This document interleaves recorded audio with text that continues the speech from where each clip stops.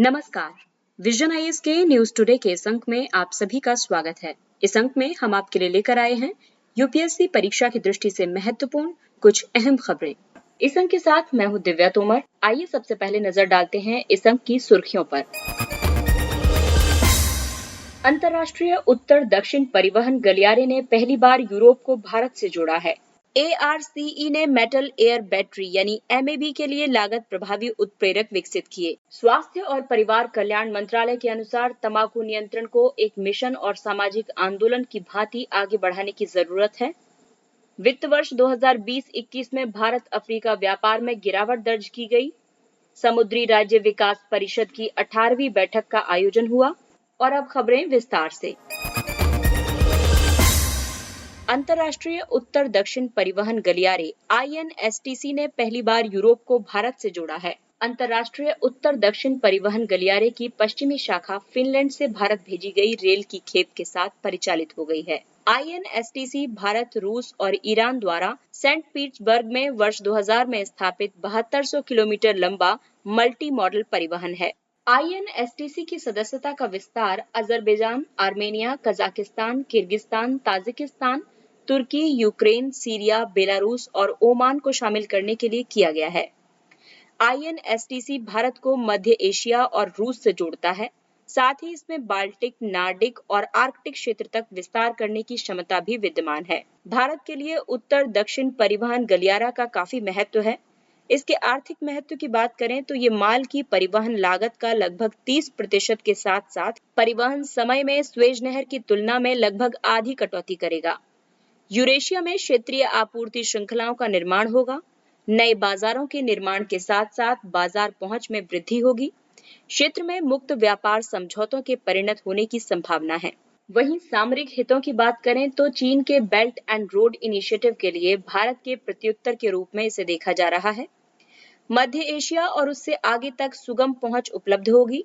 इसके अलावा INSTC को यूरोप केंद्रित काला सागर आर्थिक सहयोग और मध्य एशिया केंद्रित अशगाबाद समझौते जैसे मध्य एशियाई क्षेत्र में मौजूदा परिवहन पहलों से जोड़ने से इस क्षेत्र में व्यापारिक संबंधों और अवसरों का विस्तार होगा। भारत वर्ष 2018 में अशगाबाद समझौते के तहत इसमें शामिल हुआ था। ARCE ने मेटल एयर बैटरी यानी MAB के लिए लागत प्रभावी उत्प्रेरक विकसित किए। International advanced research centre for powder metallurgy and new materials विज्ञान एवं प्रौद्योगिकी विभाग का एक स्वायत्त अनुसंधान और विकास केंद्र है। विभिन्न ऊर्जा स्रोतों की मांग में वृद्धि के साथ नए ऊर्जा उपकरणों पर अनुसंधान ने मेटल एयर बैटरी यानी MAB का विकास किया है। MAB एक विद्युत रासायनिक सेल है। एक वायु धनात्मक इलेक्ट्रोड तथा एक इलेक्ट्रोलाइट होता है। प्रयुक्त धातुओं में सोडियम, पोटेशियम, जस्ता, मैग्नीशियम और एल्यूमिनियम शामिल है। MAB के लाभ की बात करें तो ये उच्च ऊर्जा घनत्व तथा प्रति बैटरी 400 किलोमीटर या उससे अधिक रेंज की प्रदायगी की अपेक्षा करता है। इसमें उपयोग की जाने वाली धातुओं का पुनर्नवीनीकरण किया जा सकता है और औद्योगिक उपयोग के लिए प्रत्यक्ष व्यापार किया जा सकता है। इसमें संभावित अनुप्रयोगों की बात करें तो पोर्टेबल इलेक्ट्रॉनिक्स और इलेक्ट्रिक वाहनों के लिए ऊर्जा स्रोत, अक्षय ऊर्जा जनरेटरों के बीच ऊर्जा प्रवाह का प्रबंधन करने के लिए ऊर्जा संग्रहण उपकरण आदि। साथ ही इसमें कई चुनौतियां भी मौजूद हैं, जैसे लिथियम आयन बैटरी की भांति इसे रिचार्ज नहीं किया जा सकता है।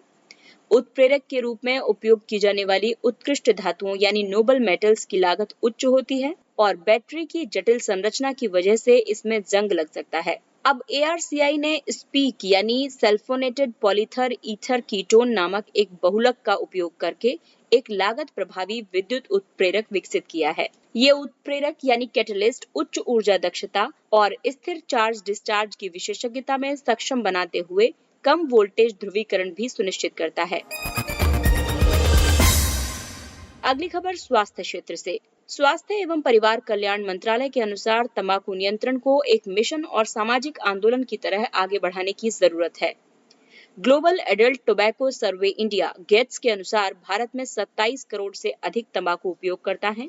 हालांकि वर्ष 2009-10 में तंबाकू उपयोग का प्रचलन 34.6% था, जो 2016-17 में घटकर 28.6% हो गया है। वर्तमान में तंबाकू विश्व में मृत्यु और बीमारी का सबसे प्रमुख कारण है। इसका उपभोग करने वाले लगभग आधे लोगों की मृत्यु हो जाती है। भारत द्वारा इस संबंध में कई पहलें शुरू की गई हैं, जैसे भारत तंबाकू नियंत्रण पर विश्व स्वास्थ्य संगठन फ्रेमवर्क कन्वेंशन का पक्षकार है। ये कन्वेंशन तंबाकू महामारी के वैश्वीकरण के विरुद्ध प्रतिक्रिया में विकसित एक अंतर्राष्ट्रीय संधि है। राष्ट्रीय स्वास्थ्य नीति 2017 का लक्ष्य वर्ष 2025 तक तंबाकू के उपयोग को 30% तक कम करना है। तंबाकू उत्पादों के पैक पर 85% क्षेत्र को कवर करने वाली चेतावनी इसमें अनिवार्य की गई है। इसके अलावा ई सिगरेट के खतरे से निपटने के लिए इलेक्ट्रॉनिक सिगरेट के उत्पादन, निर्माण, आयात, निर्यात, परिवहन, बिक्री, वितरण, भंडारण और विज्ञापन का निषेध अधिनियम 2019 का अधिनियमन किया गया है।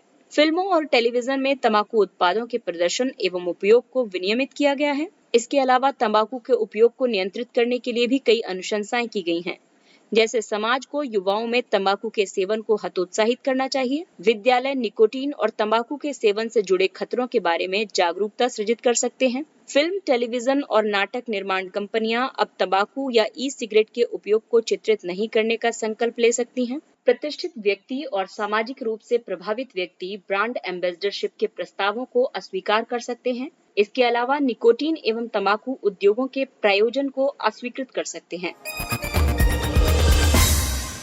अगली खबर अंतर्राष्ट्रीय व्यापार क्षेत्र से।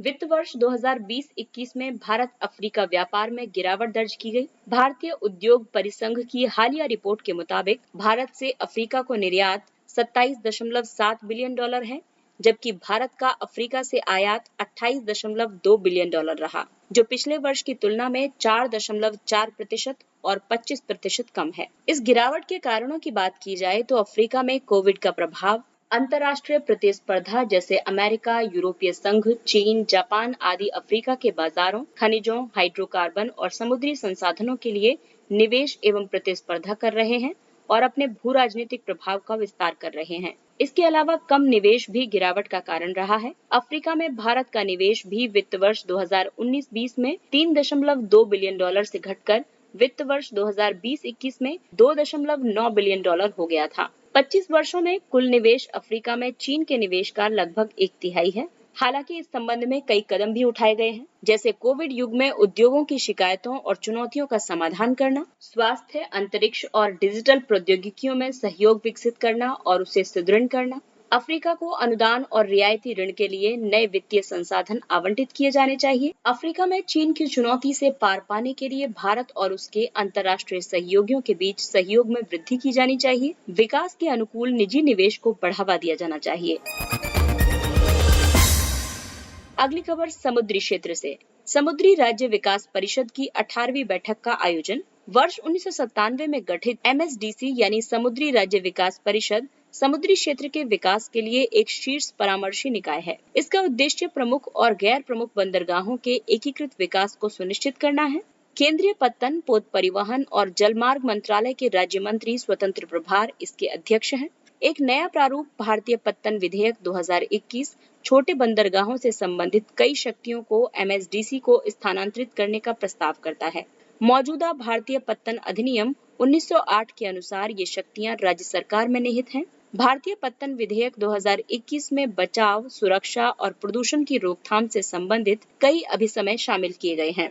इसमें सभी बंदरगाहों द्वारा इस प्रकार के अभिसमयों में निर्धारित सभी शर्तों का कार्यान्वयन सुनिश्चित किया जा सकेगा। कई तटीय राज्यों ने विधेयक का विरोध किया है, क्योंकि ये राज्यों में पहले से निहित शक्तियों को कम करता है। पोत परिवहन क्षेत्र से संबंधित मुद्दों की बात करें तो ये उच्च परिवहन लागत, बंदरगाह पर विलंब, पुराने पोतों का खराब टर्न अराउंड समय यानी जहाज पर से माल उतारने और लादने की क्रिया, इनसफिशिएंट मैकेनिकल मैनेजमेंट यानी अपर्याप्त यांत्रिक प्रबंधन, कुशल श्रम बल का अभाव आदि। पोत परिवहन क्षेत्र में सुधार के लिए हाल ही में कई पहलें शुरू की गई हैं, जैसे समुद्री संचालन और समुद्री विमान सेवाओं के लिए फ्लोटिंग जेटी। भारतीय तटरेखा में 150 से अधिक फ्लोटिंग जेटी विकसित करने के लिए एक विस्तृत परियोजना रिपोर्ट प्रगति पर है। इसके अलावा सागरमाला कार्यक्रम और राष्ट्रीय अवसंरचना पाइपलाइन NIP के माध्यम से बुनियादी ढांचे को मजबूत किया जा रहा है। आइए अब जानते हैं कुछ संक्षिप्त लेकिन प्रीलिम्स की दृष्टि से महत्वपूर्ण खबरों के बारे में। अग्नि प्राइम। रक्षा अनुसंधान एवं विकास संगठन DRDO शीघ्र ही अग्नि 1 मिसाइल के उन्नत संस्करण नई मिसाइल अग्नि प्राइम का परीक्षण करेगा। अग्नि प्राइम एक छोटी दूरी की सतह से सतह पर मार करने वाली बैलिस्टिक मिसाइल है। इसकी परास 1000 किलोमीटर से 1500 किलोमीटर होगी। इसमें चपलता और सड़क गतिशीलता जैसी उन्नत विशेषताएं होंगी। ये लगभग 1000 किलोग्राम युद्धक सामग्री या परमाणु हथियार ले जा सकती है। 2 चरणों वाली ये मिसाइल अपनी पूर्ववर्ती अग्नि 1 की तुलना में हल्की और अधिक आकर्षक होगी। अग्नि 1 एक कम दूरी की सतह से सतह पर मार करने वाली परमाणु सक्षम बैलिस्टिक मिसाइल है। इसकी मारक क्षमता 700 किलोमीटर से ज्यादा है।